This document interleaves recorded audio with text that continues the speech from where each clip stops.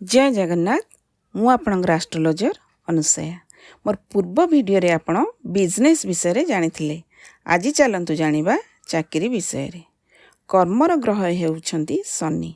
षष्ठ भावरु आमे चाकरी विषय रे जानि थाउ। शनि जदि नीचस्थ होइथिबे, शत्रु घरे थिबे, अस्त होइथिबे एवं दशम किंबा दशमाधिपति को प्रभावित करुथिबे तेबे व्यक्ति चाकरी करिवे। एपरि शनि लग्न किंबा लग्नाधिपति को प्रभावित कले मध्य जातक चाकरी करथांती। शनि जदि षष्ठ, अष्टम और द्वादश सहित संपर्क रखती तेबे व्यक्ति चाकरी करथांती। षष्ठ भाव और षष्ठाधिपति जदि लग्न भाव और लग्नाधिपति ठारू स्ट्रॉंग होइथांती तेबे व्यक्ति चाकरी करथांती। जदि षष्ठ भाव सह दशम भावर संबंध थाए एवं रवि दृष्टि रे षष्ठाधिपति किंबा दशमाधिपति थिले व्यक्ति सरकारी चाकरी करथांती।